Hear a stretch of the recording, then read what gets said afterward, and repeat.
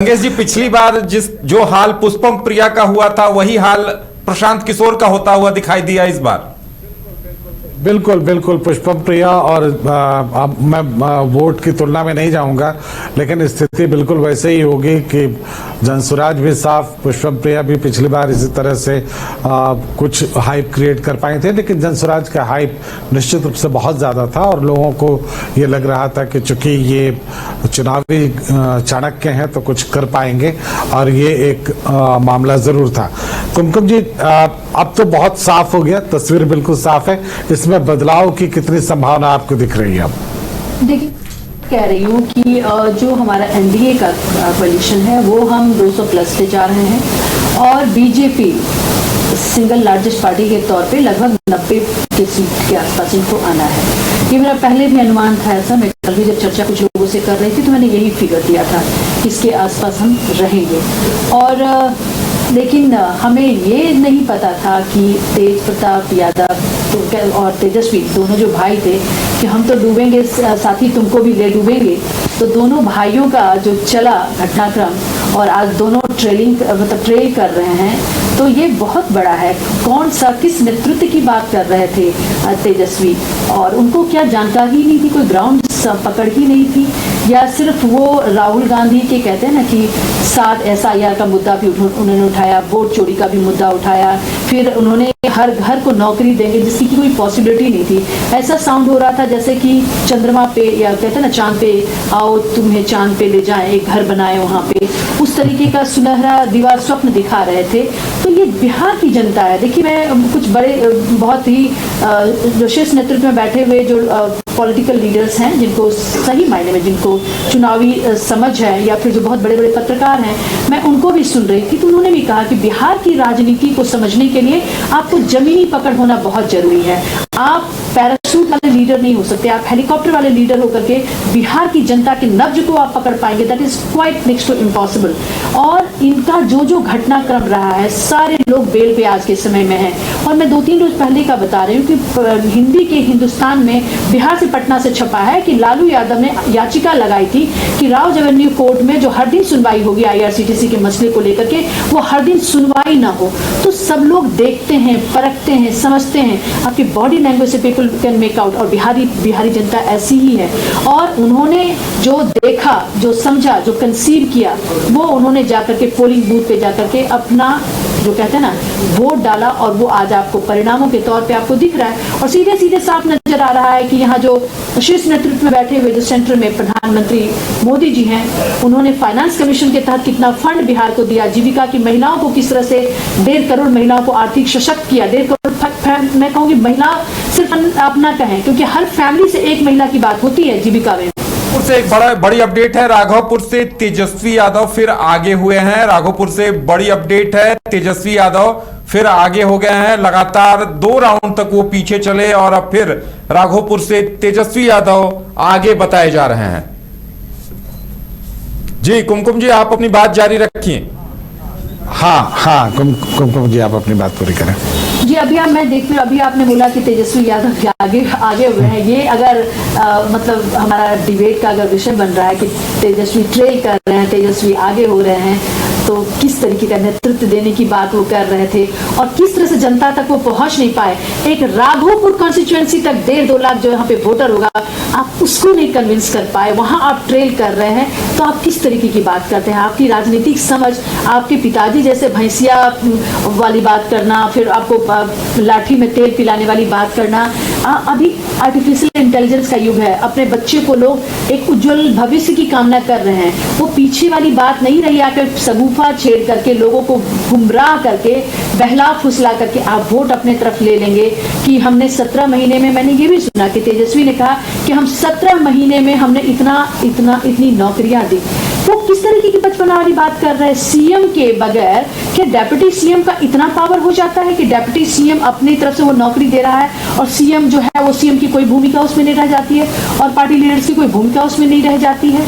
इनके नेता जिस तरीके का वक्तव्य देते हैं, जिस तरीके का ये पॉलिटिकल जो कहते हैं ना पोस्चरिंग, और सही मायने में जनता के प्रति जो जनादेश जिस तरह से इनको लेकर के आना चाहिए था, टोटल फेल्योर है, नॉट फेल्योर, टोटल फेल्योर है इनका। इनको तो बिल्कुल कहते हैं ना कि सरेंडर कर देना चाहिए और आकर के बोलना चाहिए कि हमारी ये नैतिक हार है। ये एक दिलचस्प बात हो गई और मुझे लगता है कि बिहार की सियासत यहाँ से एक बार बदलेगी शायद।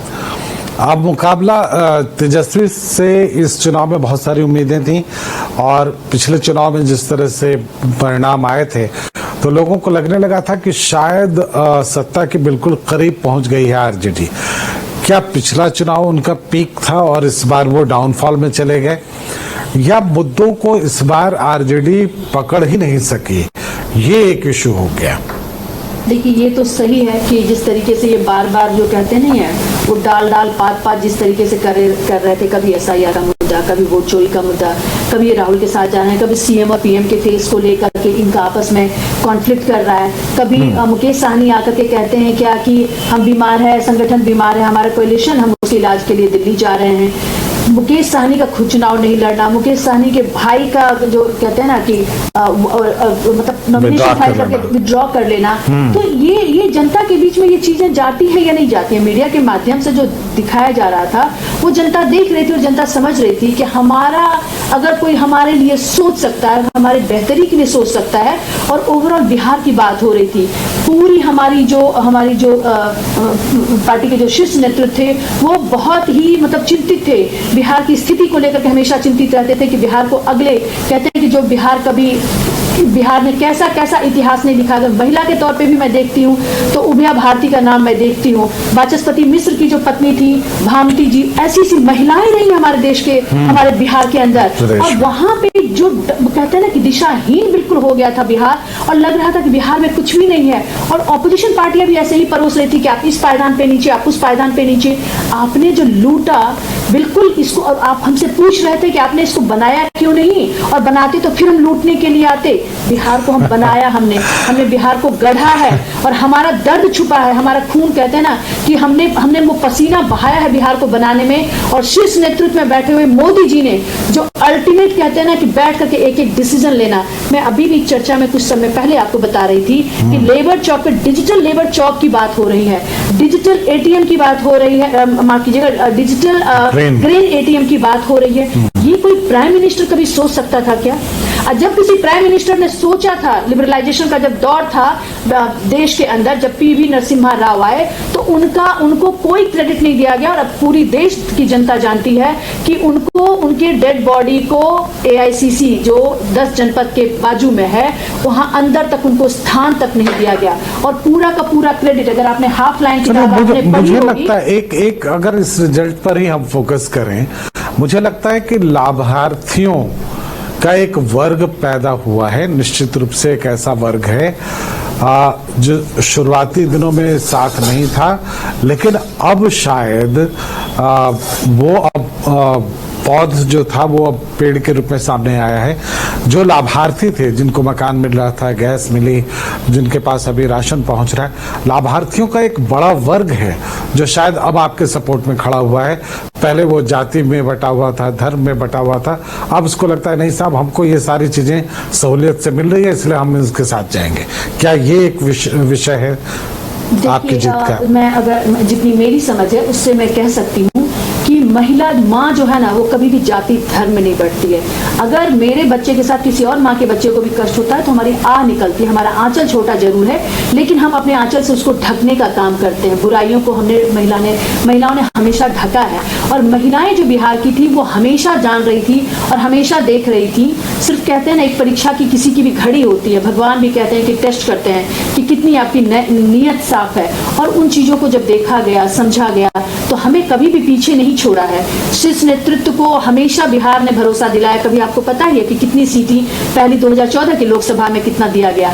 तो शीर्ष नेतृत्व में हमेशा से भरोसा रहा। शीर्ष नेतृत्व ने भी 15 फाइनेंस कमीशन को के तहत बिहार के लिए वो सबसे ज्यादा बेनिफिट जो जा रहा है, जो सबसे ज्यादा फंड मिला है वो बिहार को मिला है। तो जहां एक तरफ बिल्कुल हमारी नजर साफ थी कि बिहार का डेवलपमेंट का मॉडल था, वो लोगों के जहन में उतरा। और जब जहन में बातें उतरती हैं तो कोई कास्ट क्रीड, जो कुछ लोग अपने पॉलिटिकल कहते हैं ना कि चीजों को साधने के लिए, पॉलिटिकल सक्सेस को, अपने एरिना को साधने के लिए, उसमें बने रहने के लिए वो कास्ट और क्रीड में लोगों को बांटने का काम करते हैं। वो ना तो महिला कभी सोचती है, और धीरे धीरे जब महिलाएं अस्वस्थ होती तो वो तो जननी है, तो जब वो जनेगी तो उससे जो निकलेगा, जो पौध निकलेगा वो भी बिहार के उज्जवल भविष्य की तरफ देखेगा, क्योंकि माँ उसको बताएगी कि कोई किस तरीके से बिहार के उजड़े हुए बिहार को किस तरह से बसाया है, उसमें अपना खून पसीने का मेहनत लगाया गया है। तो अभी तो आज मैं कहूंगी कि मैं आपके स्क्रीन पे देख पा रही हूँ, आप देखिए वहाँ 192 पे हम पहुंच चुके हैं, एनडीए 192 पे आ चुका है। आप 200 पर अभी भी अड़ी हुई है कि 200 बिल्कुल पहुंचा कर मानेंगे। राकेश जी के पास कुछ आंकड़े हैं, जहां बहुत करीबी मुकाबला चल रहा है, वहां कोई भी आगे हो सकता है, कोई भी पीछे हो सकता है, किसी के भी हाथ में बाजी आ सकती है। राकेश जी देखिए, कई मुकाबले ऐसे हैं जो कि बहुत करीबी हैं। कुरहनी से केदार प्रसाद गुप्ता जो मंत्री हैं सिर्फ 48 वोटों से लीड कर रहे हैं। जोकीहाट से जेडीयू के मंजर आलम जो है वो 63 वोटों से लीड कर रहे हैं। सासाराम से आरजेडी के सत्येंद्र शाह 544 वोटों से लीड कर रहे हैं। बेतिया से कांग्रेस के वसी अहमद 684 वोटों से लीड कर रहे हैं। काराकाट से भाकपा माले के अरुण सिंह 335 वोटों से लीड कर रहे हैं। नरकटिया से महागठबंधन के आरजेडी के शमीम अहमद 933 वोटों से लीड कर रहे हैं। चैनपुर से मंत्री जमा खान 650 वोटों से लीड कर रहे हैं। बिस्फी से महागठबंधन के आसिफ अहमद 396 वोटों से लीड कर रहे हैं। बरहरिया से 621 वोटों से जेडीयू के इंद्रदेव सिंह लीड कर रहे हैं। फूलपरास से शीला मंडल पीछे हो गई हैं और सुबोध मंडल 841 वोटों से लीड कर रहे हैं। चिरिया बरियारपुर से जेडीयू के अभिषेक आनंद 224 वोटों से लीड कर रहे हैं। कहलगांव में जो झारखंड सरकार के मंत्री हैं संजय यादव, उनके बेटे रजनीश भारती 987 वोटों से लीड कर रहे हैं। चकाई से सुमित कुमार सिंह जो हैं वो 547 वोटों से लीड कर रहे हैं। विक्रम से सिद्धार्थ सौरभ 870 वोटों से लीड कर रहे हैं। इसके अलावा अगर आप देखें तो रफीगंज से आरजेडी के गुलाम शाहिद 848 वोटों से लीड कर रहे हैं और फारबिसगंज से विद्यासागर केसरी बीजेपी के वो 339 कुल मिलाकर देखा जाए तो कितनी सीटें ऐसी हैं जहां करीबी मुकाबला चल रहा है? लगभग 15 से 16 सीटें ऐसी हैं जो अब तक मुझे मिली हैं जहां पर कि दिख रहा है कि 1000 से कम का मार्जिन है। इसके अलावा भी कुछ सीटें हैं जहां 1000 से 2000 के बीच मार्जिन है। तो ऐसी लगभग 20 से 25 सीटें हैं कुल मिलाकर जहां पर कि अभी भी फाइट बनी हुई है। चलिए, तो 20 से 25 ऐसी सीटें हैं जहां आंकड़ा किसी के भी पक्ष में जा सकता है, कुछ भी फेरबदल हो सकता है। गंगेश गुंजन जी चलिए जी, कुमकुम जी 20 से 25 सीटें वो हम ब्यौरा उसका दे रहे थे अभी कि किन किन सीटों पर मार्जिन 50 सीट से लेकर 2000 तक का जो फासला है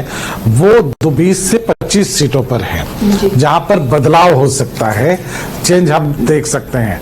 तो 20 से 25 सीटें अगर इसमें बदलती हैं तब क्या दिखता है, और उन 20 से 25 सीटों में अगर सभी आपके पक्ष में चले जाएं तो क्या होगा? देखिए, मैं सुन नहीं पाई हूँ कि कौन कौन सी सीट की बात हो रही है, कि जहाँ पे 20 से 25 जो आपने नंबर बताया अभी कि वहाँ पे मार्जिन जो है वो आप बता रहे हैं कि थोड़ा कम है, कि वो उलटफेर का सिचुएशन बन सकता है। और जब तक वो ना जान लूँ क्लैरिटी से बोल नहीं सकती, लेकिन मैं बहुत ही कहते हैं ना कि मेरा पूर्ण विश्वास है कि भाजपा जो है वो 90 प्लस टच कर रही है और हम 200 प्लस, टोटल एनडीए जो है वो 200 प्लस टच कर रहे हैं। आप 2 घंटे 3 घंटे जितना भी इंतजार करना है हम कर लें, और समय तो दिन तो ठहरेगा नहीं। अब उनको तो जरूर लगता होगा आरजेडी और जो हमारे इंडी गठबंधन के लोग हैं कि समय थम जाता, और समय का पहिया तो रुकता है नहीं, चलता रहेगा। और वो समय का पहिया बिहार के डेवलपमेंट मॉडल को आगे बढ़ाने के लिए चला है, तो डेवलपमेंट मॉडल को आगे बढ़ाने के लिए चला है, तो नंबर तो उसमें होगा वो एड ऑन ही होगा, डिडक्शन का तो कोई गुंजाइश ही मुझे नजर नहीं आ रहा है। चलिए, तो 195 सीट एनडीए और हम कह सकते हैं क्लीन स्वीप की तरफ बढ़ रही है। बीजेपी एंड उनके अलायंस के दल सारे एनडीए के घटक दलों ने बहुत अच्छा परफॉर्म किया है। जेडीयू 77 पर है, बीजेपी खुद 87 पर है, एलजेपीआर 22 पे है, और अगर आप दूसरे दलों के आरएलएम 3 सीटों पर है, और ये तमाम सीटें अभी तक आपको जो दिखाई दे रही हैं वो 195 पहुंचाती हैं।